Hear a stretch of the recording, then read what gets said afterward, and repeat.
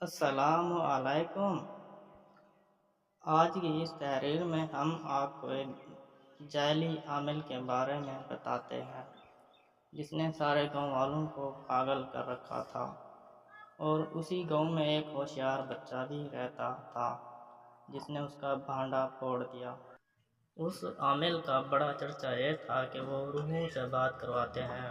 ایک بچہ اپنی ہوشیاری کی وجہ سے محلے میں بڑا مشہور تھا۔ ان عامل کے پاس پہنچا اور نذرانہ پیش کرنے کے بعد کہا، میں اپنے دادا کی روح سے بات کرنا چاہتا ہوں۔ اسے اندھیرے کمرے میں لے جایا گیا جہاں بتیاں جل رہی تھیں۔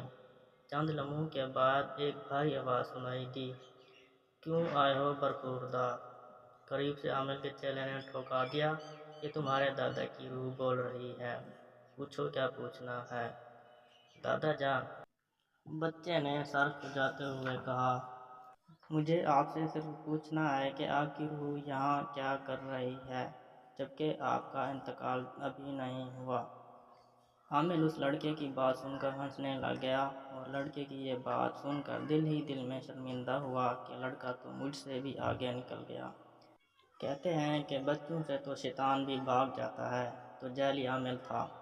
اگر آپ کو یہ تحریر اچھی لگی ہو تو اپنے دوستوں کے ساتھ شیئر کر دیں، اور اگر ہمارے چینل فلیش سٹوریز پر پہلی بار آئے ہیں تو سبسکرائب کرنا مت بھولیں۔ شکریہ۔